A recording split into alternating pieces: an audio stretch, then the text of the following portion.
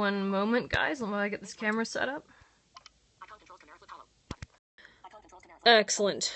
Well. Good evening, guys, if you're here in the US. And good whatever time of day it is if you are somewhere else. My name is Misty, and if I can get this thing set up, we'll start. Just 1 second here. There we are. Alright, so my name is Misty, as I said, and I am your token blind person, if you will. I am visually impaired in reality. I do have some remaining vision, but it is very, very limited. I have enough vision to do a periscope decently, although I use my speech software on my phone to be able to read comments, so that kind of just gives you a brief idea of my vision level. Read about 5 times magnification on a computer screen, if you kind of get a sense of that. And I also use some speech so that I can read more quickly. Text-to-speech things. So, hi guys, thanks for joining, by the way, folks who are on there. Now, let me preface what I'm about to do here by saying that because I do have vision impairment, I may not always see your comments when they come in. So if I don't see them the first time, please go ahead and put it in there a second time. And I will try to get to them. Now, if I miss anything this week, I will try to get to your comment next week. I do this on a weekly basis. And so for those who are new, what do I do here? Okay? So yeah, every Thursday night at this time, for about a half an hour, I sit here on Periscope, and I take your questions about blindness and vision impairment. As I said, I am visually impaired myself, and I think it's very helpful for people who, particularly who are fully sighted, to be able to ask a blind person directly about their lives and about how blindness affects them, and about blindness generally. And so I take any questions you have on that subject. Nothing is off limits. Usually while I'm waiting for questions, if there's time in between, I discuss a particular topic each week. And this week, I don't think I've done this before, but this week is going to be focused on that topic, on the area of blindness and the social aspect of it. Not just the physical barriers that we face and all of that, but the social aspects as well. And so that'll be the filler topic for this week. For those of you who have never followed me before, get a little more housekeeping out of the way. I do archive these Periscope broadcasts on YouTube, and I'm at the same username on YouTube as I am here on Periscope. Okay, that's first question. Awesome. I'm not sure of your username because my speech software really mangles usernames. But the question was, do I use a guide dog? No, I don't personally. I know many other blind people who do, and they love it. But I myself use a white cane. You've probably seen a white cane with a red tip. A lot of people call them sticks, but technically they're called white canes. They're just canes. And so I use that. That's really a matter of personal preference. Some blind people prefer dogs and other people prefer canes. It just depends on things like their level of vision, whether they really want to or have time to care for a dog, whether their main concern is security or ease of use. For me, I don't have time to care for a dog, frankly, and I just don't want all the extra stuff that I have to do in that regard. It's certainly helpful, security-wise and for other things, but, I think a cane also, you have less problems with people rejecting you and going into buildings and things, even though they're not supposed to. It happens. A lot of times people with guide dogs get rejected from entering buildings, or, because people don't want dogs in their establishments, even though they're guide dogs. It happens a lot more than you think, people. So things like that have kind of discouraged me personally from getting a guide dog. Another thing is, a lot of times, and I don't know if sighted people realize they're doing it, but I know people love cute dogs, right?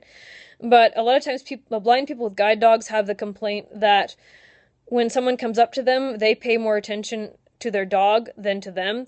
So a sighted person walks up to them and, they're all, oh, cute doggy, but they don't pay any attention to the person behind the guide dog. So that's also a consideration that I have thought about. So yeah, I use a white cane instead of a guide dog, but like I said, there are a lot of blind people who use guide dogs. Again, real quick housekeeping, I just wanted to get to that question before it slipped my mind, because it's liable to do that. Uh, but anyway, so yeah, I do archive these on YouTube.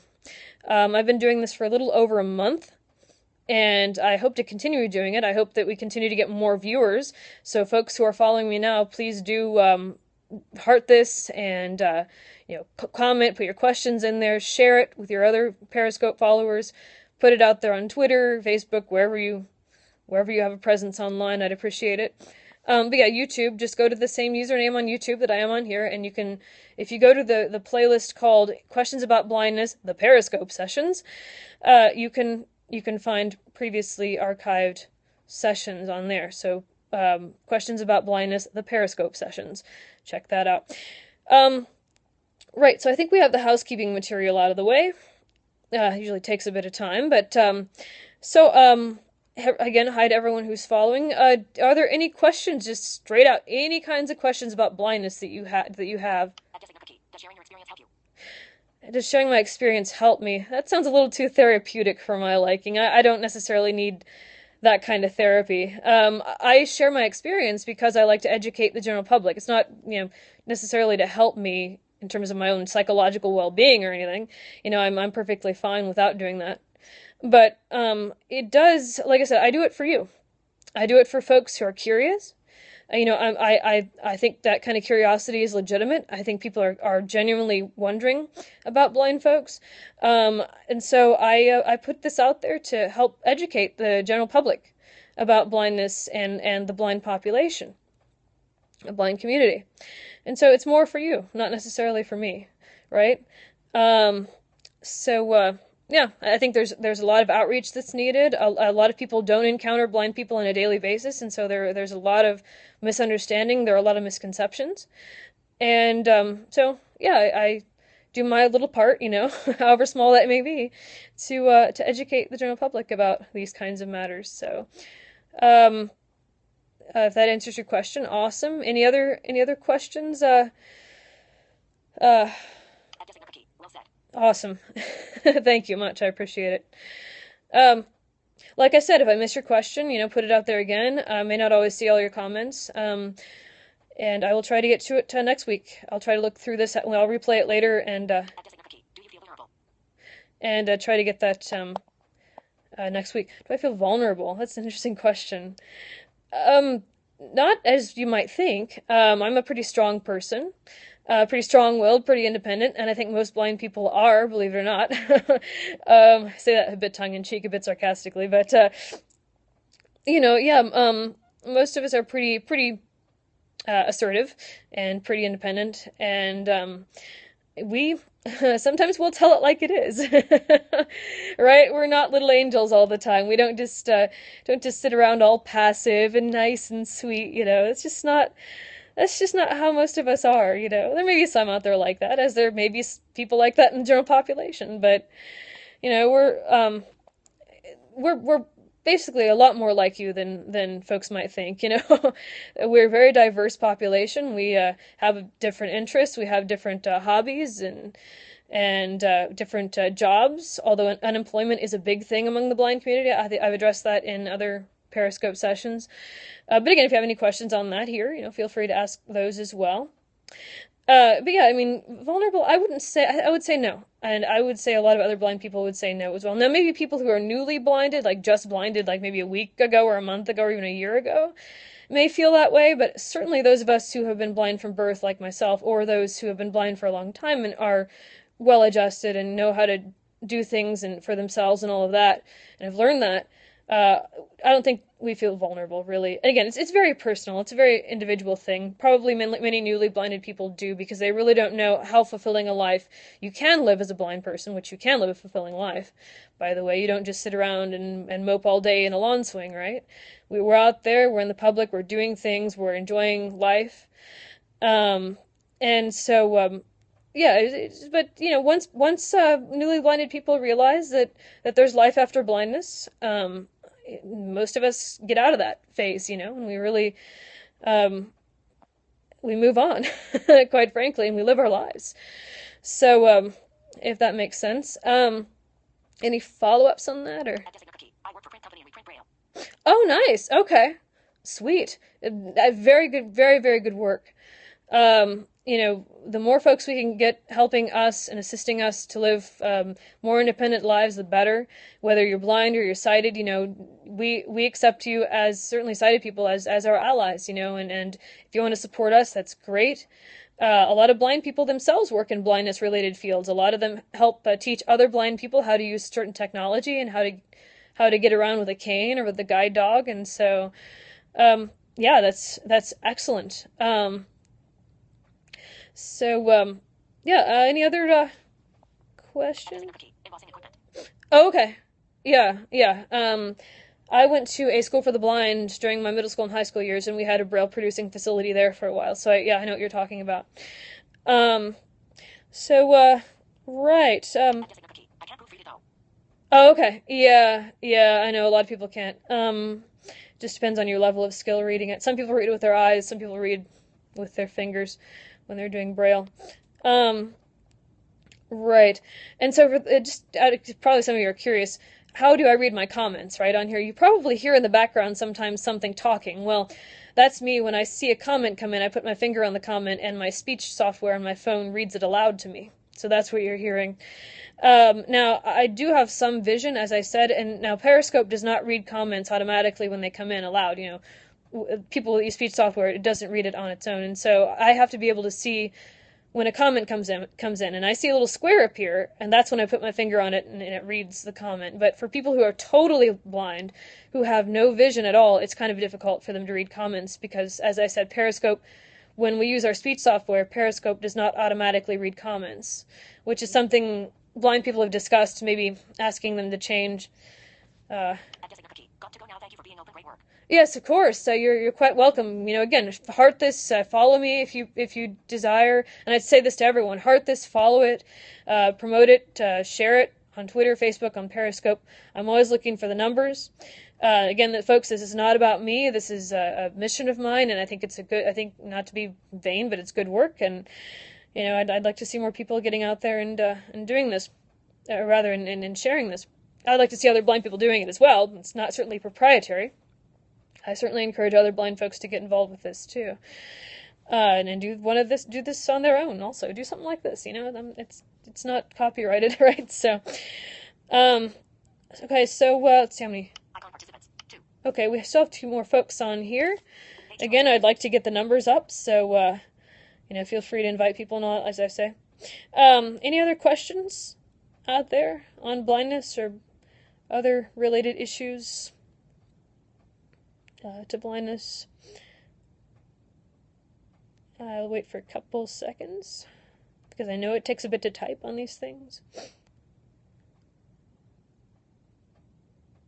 All right. Well, I think I'm going to jump into my sort of filler topic, and if you have any questions along the way about what I've said, or if you have any other questions even unrelated to that, just feel free to throw those in the comments, and I'll get to them. I'll stop what I'm saying and I'll go and get right to them. But in the meantime, my topic this week is going to be blindness and the social aspect of it. A lot of people are familiar with the physical barriers that exist for blind people, such as, not being able to see print, for instance, or pictures or whatever, things like that, right? But there are also a number of what I call social barriers to being blind. And these, I think, are actually a little more easy to remedy than maybe some of the physical barriers are. And I think, in a way, remedying some of the social barriers would be more beneficial to us as a blind community than remedying some of the physical barriers, because I think a lot of the physical barriers still exist because of the social barriers. And let me kind of explain that. Okay? Now, a lot of blind people feel, this is just our opinion, but I'm going to say it straight out. A lot of blind people feel that sighted people, able-bodied sighted people, do not consider us on an equal footing with them in terms of our dignity as people, our equality as people, our worth and capabilities.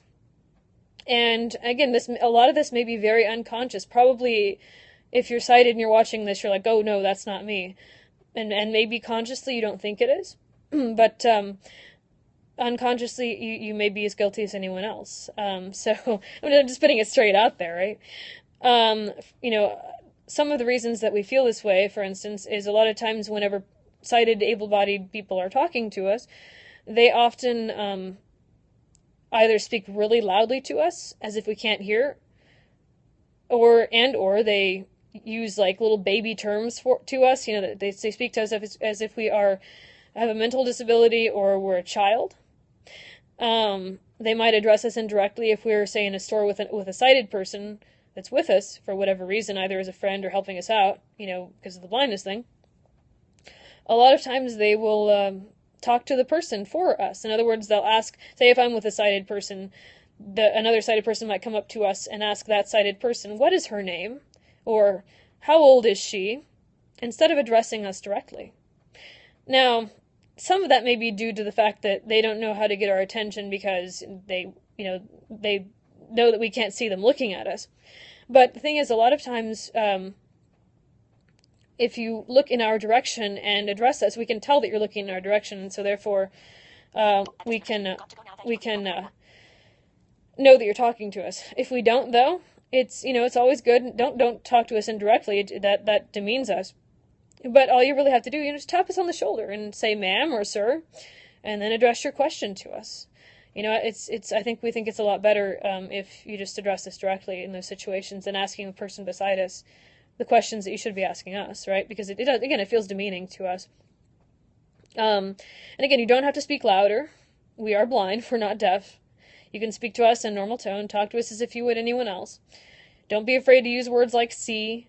We use them all the time. Did you see the movie last night? We talk to each other like that because see is not just talking about the visual element. It's talking about everything about the movie experience. Hearing it, seeing it, feeling, experiencing it. So we use see as well. And when words like that. So don't be afraid to use those. And things like that really do seem like they demean us. And I think a lot of times people don't realize what we're capable of because they assume, if I were suddenly blinded, I may not be able to do the kinds of things that, I could otherwise. But the thing is, a lot of blind people have had instruction in how to adapt as a blind person. And so we know how to do a lot more things in our daily lives independently than a lot of fully sighted people might realize. And again, by the way, folks, if you have any questions, just feel free to jump in. Throw them out there, ask anything about blindness. This is mainly about you. This podcast, or whatever you want to call it, is really nothing without you guys. So go ahead and jump in there if you have any questions. Right. Another thing that sort of, I guess, makes us feel rather demeaned is, say we're walking across the street. A lot of times a fully sighted person might come up to us and grab our arm and drag us across the street without even asking first. They'll just come up and drag us across the street. They won't ask, excuse me, do you need assistance?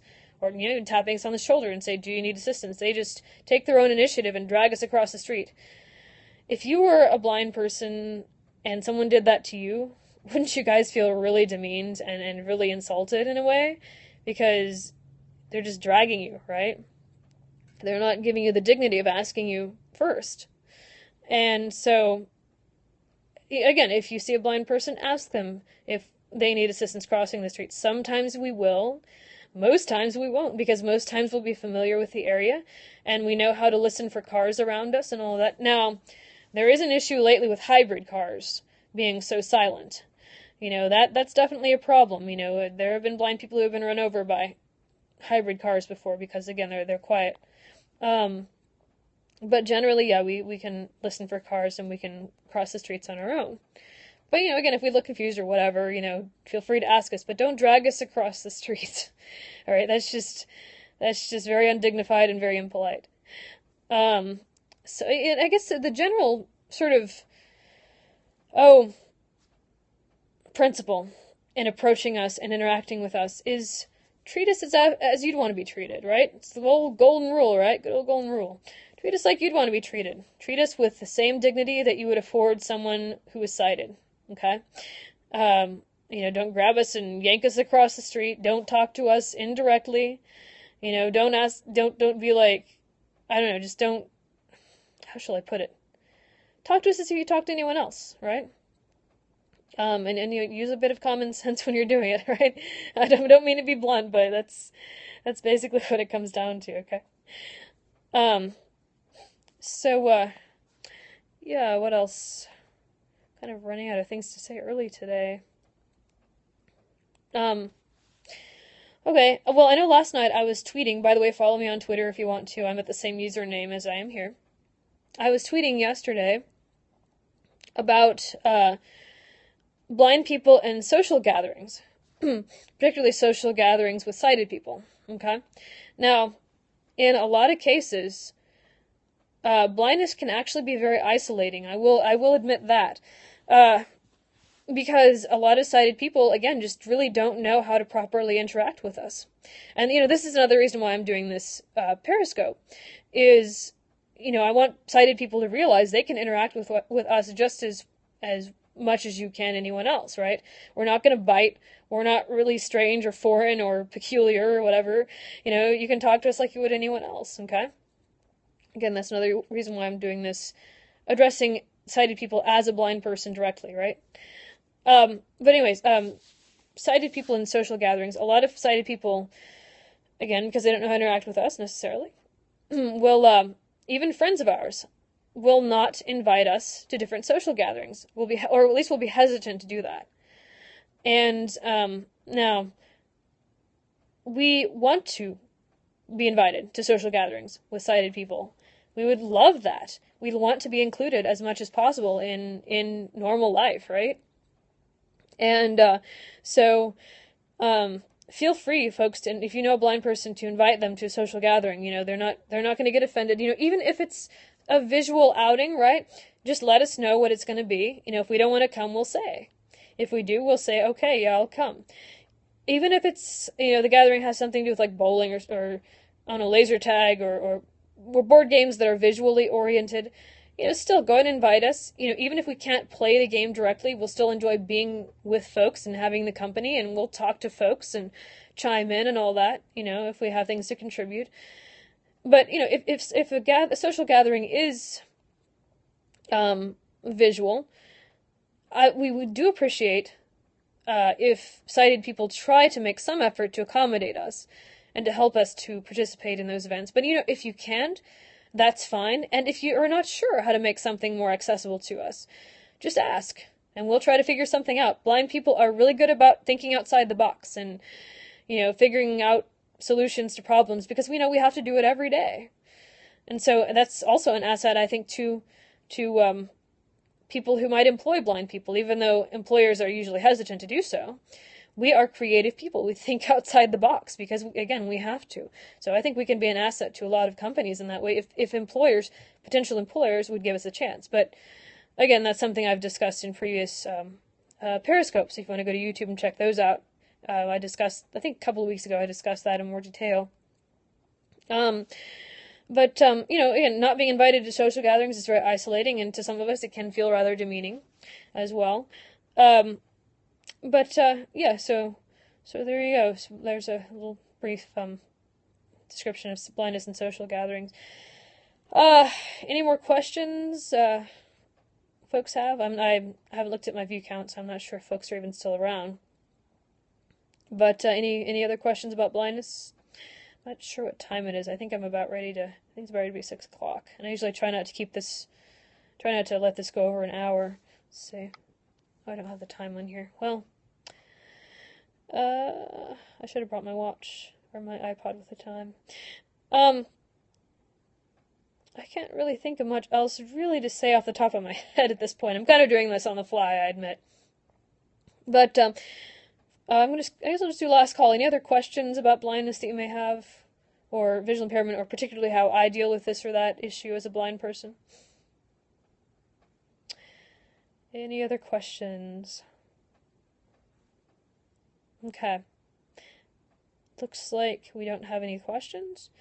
again, feel free to jump in there, invite people, and ask away. I do this every week, Thursdays, same time, same bat channel, 5:30 p.m. Eastern Time. Follow me if you want to get alerts. And if you want to follow this broadcast, continue to do so. Heart this, share it, like it. Check out my YouTube channel if you want to see archived versions of this. Let me know either here, on Twitter, on YouTube, or wherever you can connect with me. Let me know if you have any suggestions. By the way, I also do a sort of a more formal video podcast, if you will, called Through My Eyes. It's on the same YouTube channel. It's under the playlist called Through My Eyes, spelled exactly like you would think. And I do a lot more demonstrations on there. I do a lot more visually oriented things. I demonstrate a lot more things. I show more than tell on there. All right. So if you're less interested in the lecture format like this is, excuse me, and you're more interested in more visually stimulating content where I'm actually showing things like how to use a cane or how I use certain apps to help me, how I use magnification software to help me out, things like that, and actually demonstrating things rather than just talking. If you're interested in stuff like that, go to my YouTube channel and look at my Through My Eyes video podcast, and you'll be able to see some of that. Because I know that this kind of lecture format is not everyone's cup of tea, and that's probably why, that may be why, I don't, the viewership tends to drop off. But again, I mean, if you have any suggestions for this, how I can improve this particular these particular Periscope sessions, do let me know in whatever way you wish to contact me. I would appreciate that. Excuse me. So, alright, so I think I'm going to go and wrap this up and jump on Skype for a little bit, talk to folks, and have an evening glass of wine. So, thanks to everyone who stuck with this, and to all who contributed questions and watched this and shared it, liked it, hearted it, all that sort of thing. Very much appreciate it. And please do tune in next week. And have a lovely rest of the day, folks. Talk to y'all later. Bye, folks. Stop broadcast.